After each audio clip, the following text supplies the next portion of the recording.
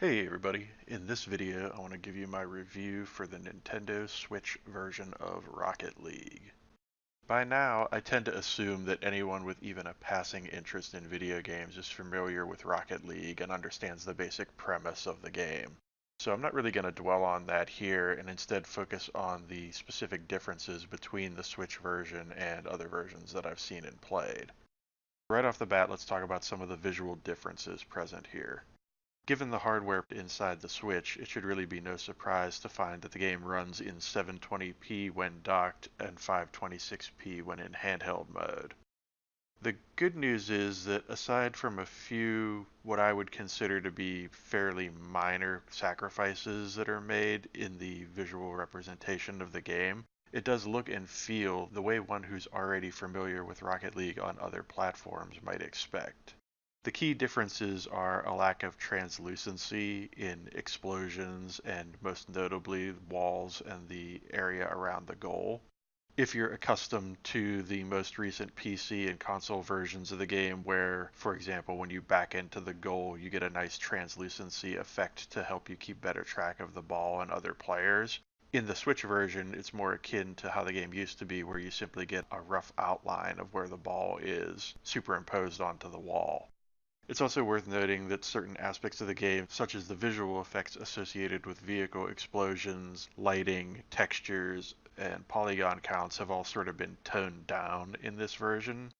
I think they've done a pretty good job for the most part in terms of preserving the overall look and feel of the game, but it's definitely a situation where if you really compare this version with other versions side by side and scrutinize it carefully, you're going to notice that the Switch version comes up a bit short in certain areas.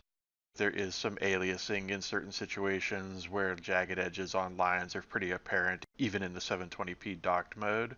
But due to the fast action nature of the game, I believe this is the sort of thing you're generally only going to notice as an observer and not so much as a player. The game also does a very good job of dynamically adjusting quality under certain circumstances, such as automatically switching to higher quality levels when showing replays versus the quality settings used during split screen multiplayer. Beyond the artistic or visual differences, there are some noteworthy performance variations, such as slightly longer load times than folks with stout PC gaming rigs might be accustomed to, occasional micro stutter, which most often seems to be caused by physics effects triggering in rapid succession, or network latency. One final note with regard to performance is that the Switch appears to use about 6 to 8% of its available battery power per match when being played in handheld mode.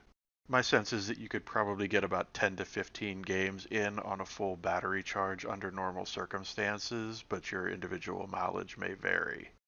With regard to the Switch-specific content, there are two cars unique to this particular version of the game, one Super Mario themed and one Metroid themed. I personally was not a huge fan of the Super Mario car, as I felt the handling was a bit stiff and unresponsive given the vehicle's short wheelbase. And I also felt it difficult to adjust to the shorter hitbox from front to back than is present on most other vehicles in the game. I had a bit more enjoyment and success with the Metroid themed car, but I also believe its vertical hitbox is a little short for my personal taste. Though I do have to say both vehicles are generally well implemented and will likely appeal to at least some players given their particular preferences. There is also a Mario Brothers themed hat which switches between Mario and Luigi logos much like the car, based on whether or not you're playing on the blue or orange team. One cool thing about the hat is it functions as a regular topper and can thus be applied to other cars that can normally take toppers in the game. The Nintendo themed cars, much like many of the other DLC cars, have a fairly limited set of modifications that can be made to them, ostensibly to preserve their branding. In terms of controls, I did notice some pretty distinct differences between the Pro controller, the Joy-Con, and what I've become accustomed to using an Xbox One controller on the PC. I feel the Joy-Con had the best, most natural feel for me in terms of the analog sticks and the face buttons, but with a slight adjustment of the controller dead zone from point 3 to point 1, I was able to get the Pro controller to feel pretty much like an Xbox One controller, at least in terms of the left analog stick and how it controls the vehicle. I definitely was initially a bit thrown off by the lack of analog triggers on both Switch controller options, but I was able to fairly successfully adapt to their absence after a few hours of play. While the Switch version does lack most of the granular visual options that are present in the PC version of the game, it is possible to control a variety of things such as camera position, rotation speed, and control sensitivity, as well as the ability to toggle weather effects, which can have a noteworthy impact on performance. Much like the PC version of the game, I've definitely found that there are certain levels that tend to perform better in terms of overall frame rate and micro stutter. And I've definitely found that fiddling with camera settings such as field of view can have some impact on that.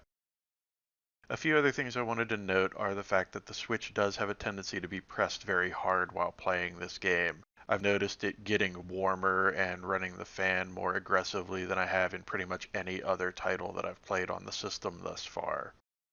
I don't believe that there's anything happening with Rocket League on the Switch that's pushing the system beyond its capabilities or that could potentially damage it, but I think this is a good example of a game that is, in a lot of ways, taxing the hardware on a consistent basis, and it's therefore not surprising to see some of the minor performance issues cropping up in it from time to time.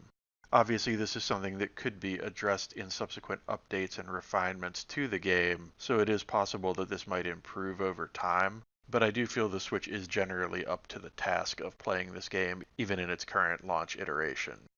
Finally, I wanted to point out that cross-platform play is enabled by default in the options for the game, which may be of some concern to Switch owners who are playing the game for the first time.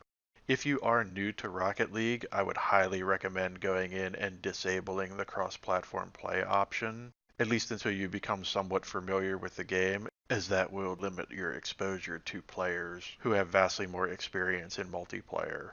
All things considered, I'm very pleased with this version of Rocket League. I think it absolutely represents the full, complete version of the game.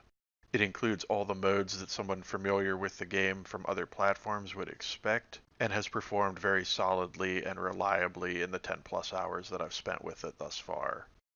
In a lot of ways, I would say that Rocket League is one of the best bang for the buck options available on the platform. As somebody with over 650 hours of experience with the PC version of Rocket League, I would highly recommend the Switch version to anyone with the slightest bit of interest in the sort of gameplay that it offers. At the $20 asking price, it is an absolute steal and will easily be one of my most recommended Switch games moving forward. Having said all that, hopefully you folks have enjoyed this video. If you did, be sure to hit that like button. If you'd like to see more videos from me in the future, be sure to hit subscribe, and I will see you next time.